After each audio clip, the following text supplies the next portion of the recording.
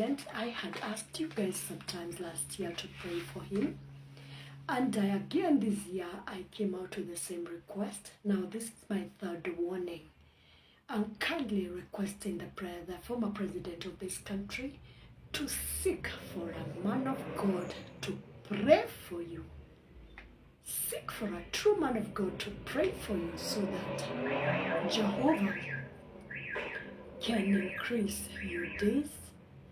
And as any member out there who is a leader of this country, either in the opposition or in the government of the day, Kenya is incurring or is going to incur a very harsh judgment from the Almighty, which has already.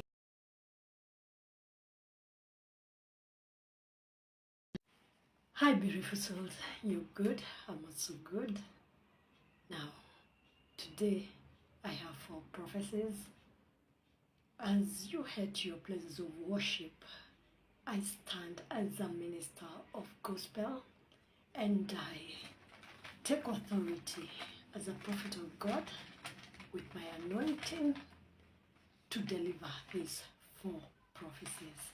Now, the first prophecy goes to anybody out there who owns a factory or a manufacturing country or a manufacturing farm in our country, Kenya, today.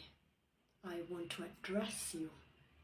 If you're in any way in the production of a product that we either use externally or consuming or by consuming, this can be a product for livestock, a product for human beings, or a product for our gardens. You are the person I'm addressing today. There is a very heavy spirit of hanging around your production areas of contamination or physical contamination or poison.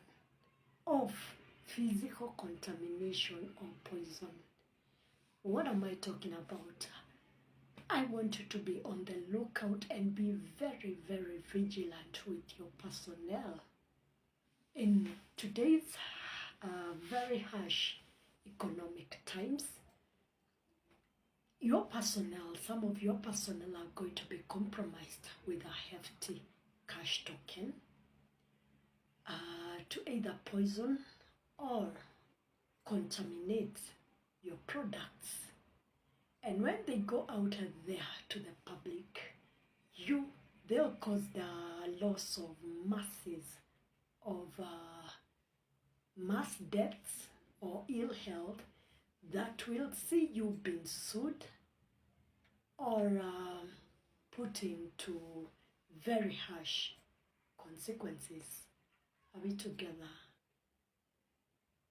Be on the lookout because some of your employees are going to be compromised in the production of these products.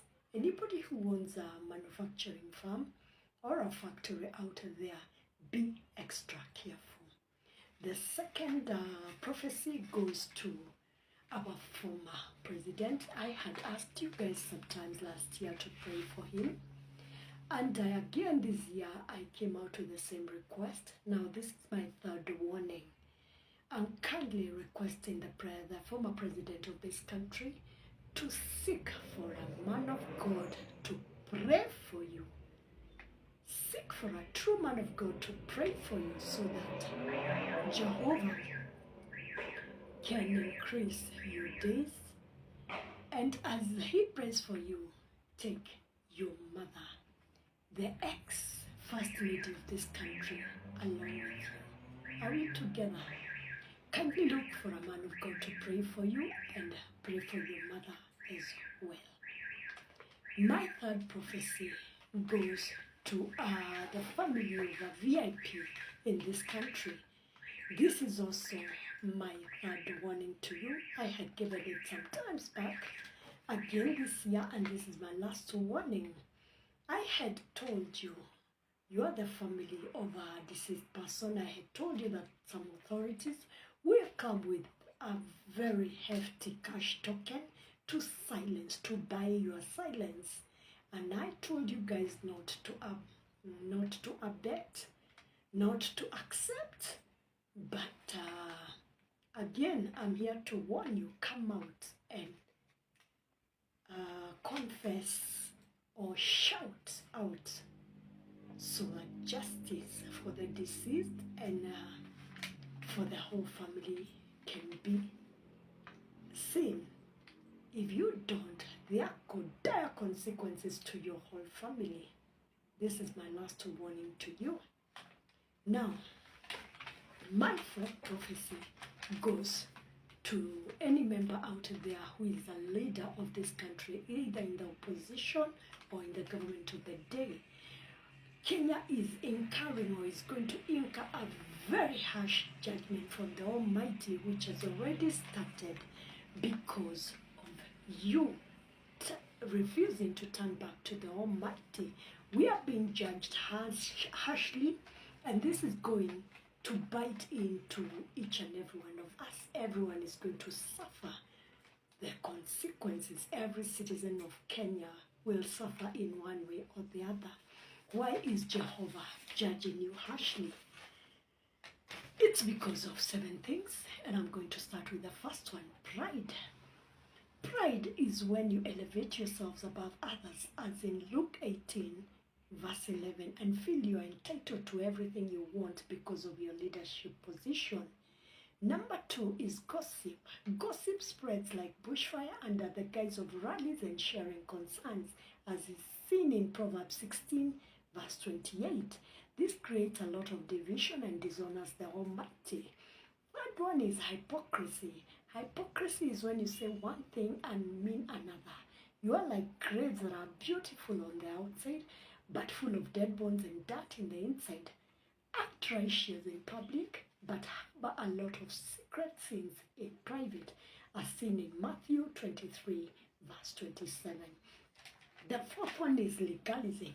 Legalism is when you believe that favor comes from following rules, regulations, witchcraft, and traditional beliefs, rather than having faith in the one and only Almighty. You have buried the constitution of this land and rendered it useless under your feet, and are trying to falsely justify yourselves using the law of this land. You have fallen away from the grace of God. You have fallen in the trap of thinking that your high offices determines your worth. Number 5 is envy and jealousy. These two are silent killers, as we see in James 3, verse 16, that show up in our hearts when we see others being blessed. These are emotions that completely destroy our peace and joy and hinders your spiritual growth. Number 6 is a lack of forgiveness. Holding on to bitterness and refusing to forgive others is a sin that can destroy relationships or any union whatsoever.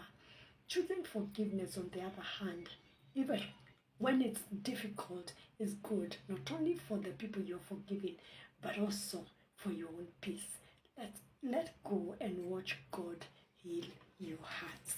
Now, I come to the 7th one, which is neglecting those who are hurting, as in James 2, verse 15 to 16. When someone cries for their loved ones, for the loss of their loved ones, which are lost under your dictatorial leadership, when someone lacks shelter, food, or clothing as a result of your oppression, and you keep promising without any action, you have every reason to fear God's wrath. That is coming in. True faith is like love that you must show, meeting practical needs of those around you. Now, these 7 actions are the ones that are going to incur the wrath that is going to befall our country. And I'm saying this with full authority as a prophet of God. Now, before I leave, I want to acknowledge that I'm a very proud parent of this country today. These thumbs up go to our youth in our country today, who again have stood in solidarity with one of their very own in their times of need. At least they have shown, the youth in this country have shown that their money is not all for KFC, iPhones, Ubers, mineral water, Minofus. They have also shown that they are not products of poor upbringing. They have also shown without any doubt that they are not mannerless. They have shown a sign of solidarity. I'm so proud. And by the way, some kids out there in our country should borrow and live from these kids of common parents out here. Now that is all for today. Love you guys. See you next round.